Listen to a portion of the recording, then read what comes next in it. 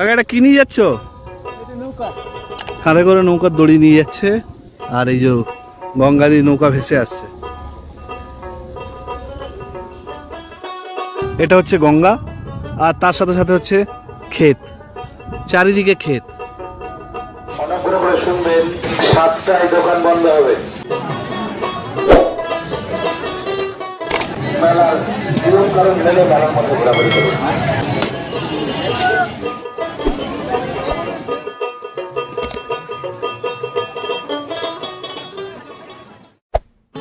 Hello বন্ধুরা, কেমন আছেন?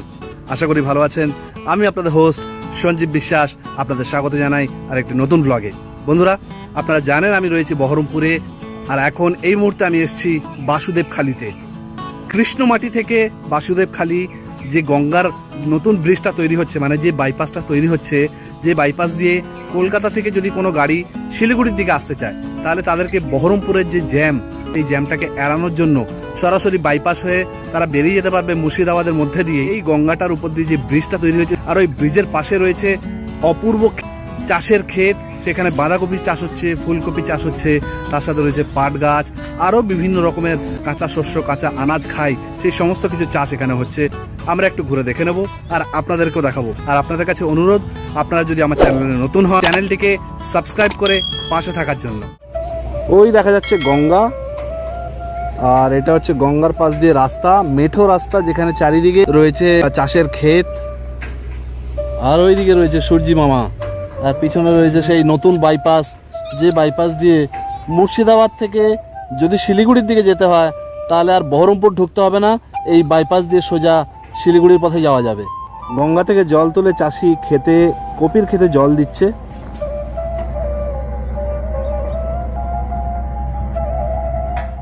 ওই যে গঙ্গার ওপারটা, ওটা হচ্ছে কৃষ্ণমাটি, ওই জায়গাটার নাম হচ্ছে কৃষ্ণমাটি, আর এই জায়গার নাম হচ্ছে বাসুদেবখালি। এই যে গঙ্গার ব্রিজ তৈরি হচ্ছে নতুন, কানেক্টর হচ্ছে এই ব্রিজ। কলাবাগান দিয়ে হাঁটতে হাঁটতে চলে এলাম গঙ্গার পাড়ে। এই হচ্ছে মুর্শিদাবাদের গঙ্গা, আর এই গঙ্গার উপরে তৈরি হচ্ছে নতুন ব্রিজ। এখন আমি চলে এসেছি এই গঙ্গার পাড়ে ক্ষেতের কাছে। মুর্শিদাবাদের এই গঙ্গার একটা বৈশিষ্ট্য বলি, এই গঙ্গাতে কিন্তু কখনো জোয়ার হয় না, কারণ এটা হচ্ছে গঙ্গা নদীর মধ্যস্রোত, আর নিম্ন স্রোত হচ্ছে আমাদের হাওড়া, হুগলি ওই সাইডটা, যেটা সমুদ্রের কাছাকাছি। ওইখানে কিন্তু জোয়ার ভাটা হয় আপ টু নবদ্বীপ অবধি। তো নবদ্বীপ অবধি জোয়ার হয়, তারপর আর জোয়ারের জল ঠেলে এই দিকটা আসতে পারে না। ফারাক্কা থেকে জল আসছে এইদিকে। ফারাক্কা মোটামুটি এখান থেকে ঘন্টা 3-এর রাস্তা। এই নদীতে কখনো জোয়ার ভাটা হয় না। জোয়ার আমাদের গঙ্গা থেকে, মানে আমাদের সমুদ্র থেকে জল ঠেলে হাওড়া, হুগলি হয়ে আপ টু নবদ্বীপ অবধি আসে।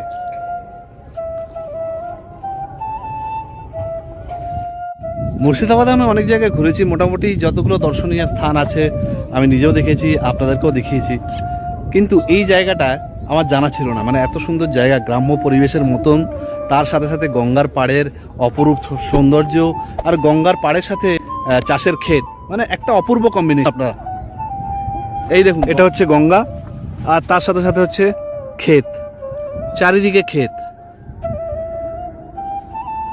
অপূর্ব কম্বিনেশন।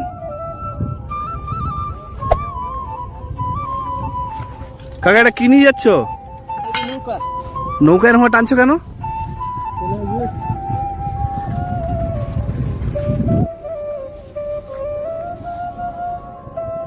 কাঁধে করে নৌকার দড়ি নিয়ে যাচ্ছে, আর এই যে গঙ্গা দিয়ে নৌকা ভেসে আসছে।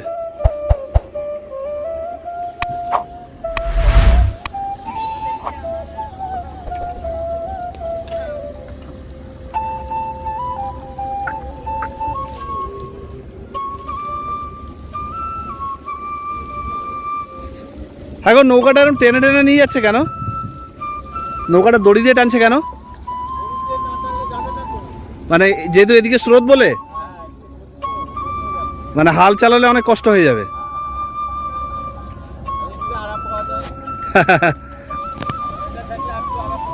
হ্যাঁ সেটাই।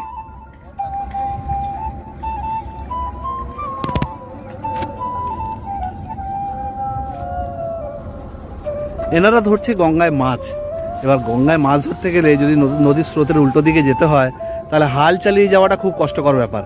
সেই কারণে বুদ্ধি করে ওনারা দুজনকে পাঠিয়ে দিয়েছে পাড়ে দড়ি দিয়ে সেই দড়িটা টেনে টেনে তারা যাচ্ছে, আর নদী চলেছে, মানে নদীর উপর দিয়ে নৌকা চলেছে স্রোতের উল্টো দিকে।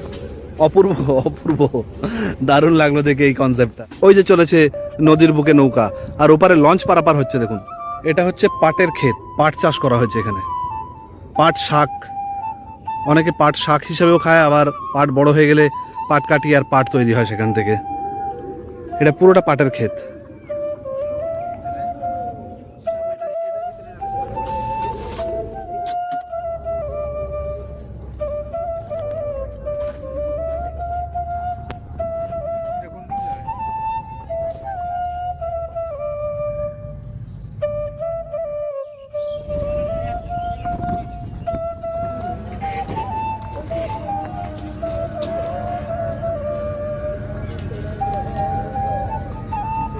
টোটোয় করে কপি কেটে নিয়ে যাচ্ছে।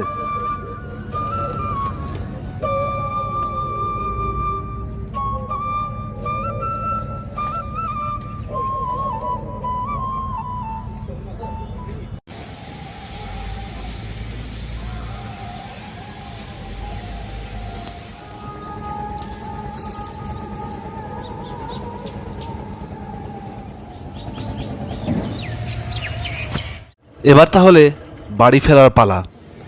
বাড়ি ফেরার পথে কিছু দূর আসতে আসতেই পথে দেখা মিলল বসন্ত মেলার।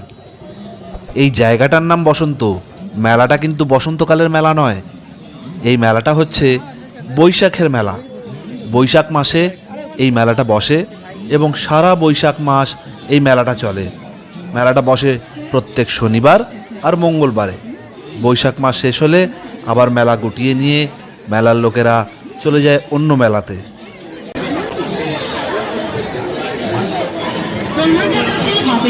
তাহলে চলুন ঝটপট আমরা মেলাটা ঘুরে একবার দেখে নিই, আর দেখে নিই কী কী খাবার জিনিস আছে।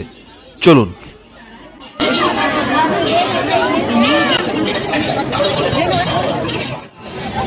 অনুগ্রহ করে শুনবেন, 7টায় দোকান বন্ধ হবে।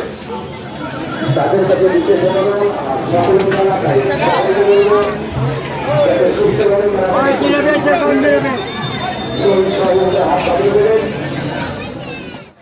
সুস্থভাবে মেলার নিয়ম কারণ মেলে মেলার মধ্যে ঘোরাঘুরি করুন।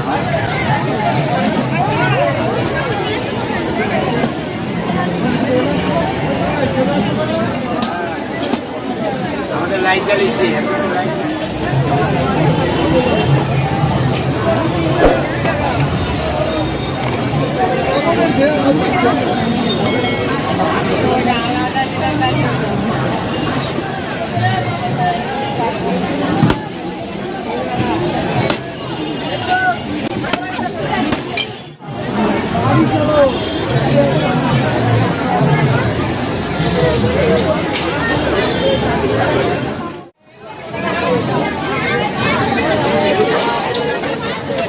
তাহলে বন্ধুরা, আজকের মতন ভিডিওটা এখানেই শেষ করব। আবার দেখা হবে নেক্সট এপিসোডে নতুন ভ্লগের সাথে। ততক্ষণ পর্যন্ত ভালো থাকবেন, সুস্থ থাকবেন আর হাসতে থাকবেন। টাটা, বাই বাই, শাব্বা খায়ের।